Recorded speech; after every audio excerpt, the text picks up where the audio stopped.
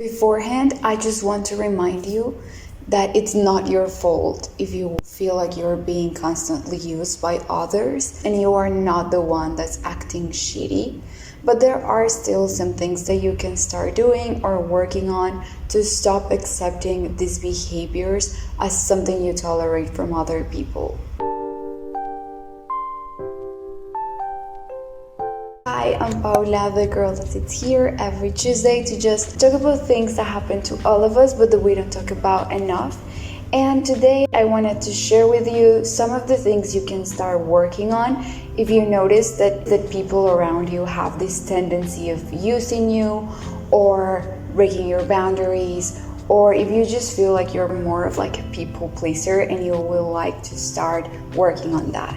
The first thing that you need to work on is on believing the red flags that you perceive in others. It's important that you learn to identify and stand by different red flags. Trust yourself and your intuition. If something about someone doesn't feel right, you are not forced to tolerate it, so stop gaslighting yourself into thinking that you are overreacting.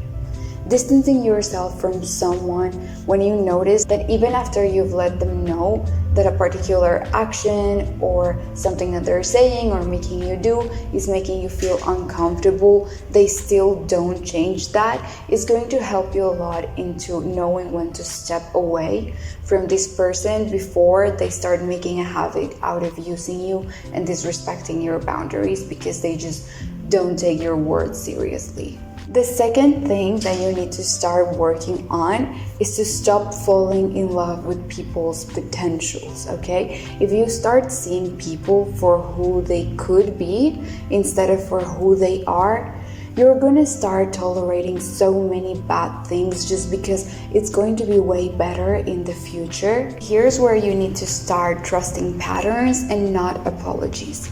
If you see that someone has patterns of behavior that are constantly firing alarms in your brain and that instead of changing them, they just keep apologizing over and over again, it's a sign that you need to step away from that person.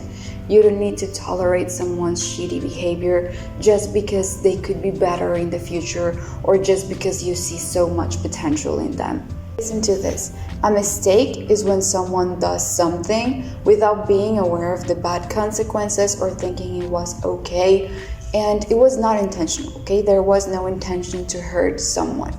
And that's okay. Everybody makes mistakes. We are all allowed to do them, and that's how we learn lessons. But when someone makes something, they realize it had a bad consequence or it hurt someone and they decide to do it again, that's not a mistake. That's absolutely intentional because they already had knowledge of what was going to happen, either because they did it before or simply because there are things that you know will hurt other people. So if someone decides to do that, that is absolutely intentional and you should not tolerate that, especially if they are doing it consecutively, okay? So accepting an apology once, that's perfectly fine. Everybody is allowed to make mistakes. But accepting an apology twice or 3 or more times about the same shit, absolutely not. You need to recognize these patterns and recognize when someone is apologizing over and over again over the same shit and start establishing a boundary around that. And I know the boundary is a topic that is super uncomfortable and it's really hard to do so, and that's why I'm not really going to go really deep into that in this video because it's a very extensive topic. So I'm going to leave in the description box 2 videos that I've also done around that. One is about how to set boundaries and the other one is about how to have difficult conversations, so you can check them out in case that's something you're interested in doing. The third thing you need to start doing, and this one is particularly hard for those of you who feel like they have more people-pleasing tendencies, but it's super important, is to stand up for your no's. It's important that you know that you are not obliged to do absolutely anything that you don't want to do or feel uncomfortable doing, or even if you feel unsure, even if it's not a hard no, you are not obliged to do something if you feel unsure.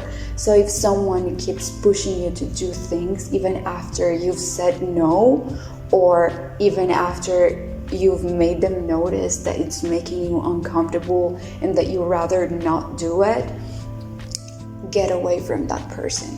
Because the people that actually care about you will respect your no's and will not put you in situations that make you uncomfortable or hurt you or damage you in any way. Fourth thing you need to work on is untrusting yourself when it's time to let go and not hold yourself back from doing it. Letting go is something very intuitive. Like usually we know when we are just exhausted and we just want to stop holding on to something, but many times we still hold on to that because we are just scared of how life could look after we let go of that particular thing. But don't be afraid to do so. Sometimes holding on to things create even more damage than letting go. And throughout life, we start identifying certain signs like behaviors or different ways in which your body signals you that you're just exhausted and it's time to let go. So trust yourself, trust those signs you've learned, and it's okay to let go of things even when they haven't really reached a level in which they are just unbearable, It's okay to let go of something even if it's just starting to make you feel uncomfortable and you know that it will escalate into something worse. So just trust yourself, trust those signs, and don't be afraid to let go of things. Fifth thing you need to work on is on being mindful with who you vent to. We all have vulnerable moments, and it's fantastic to have people we can trust and rely on when we need some type of comfort or support.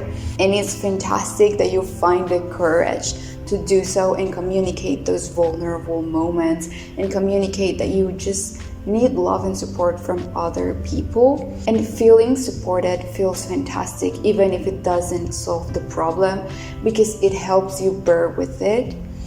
But try to be really mindful about which type of people you are going to be sharing these vulnerabilities or problems with, because sadly there are so many people who are willing to use these vulnerable moments or emotions or problems to hurt you or control you or gaslight you.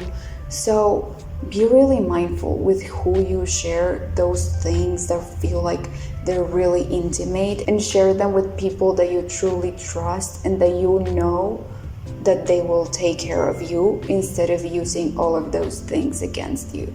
And the last thing you need to remember is to not lower your standards.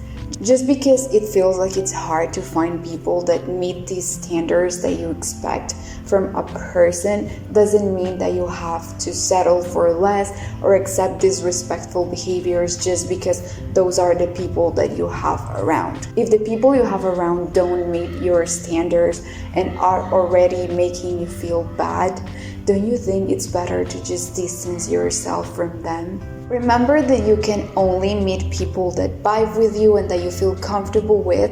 If you distance yourself from people that make you feel uncomfortable and feel open to the opportunity of meeting new people that actually are good for you. Don't be scared of using your boundaries as a filtering tool to know what type of people deserve to be a part of your life and have access to you. And that's all for today. Thank you so much for being here.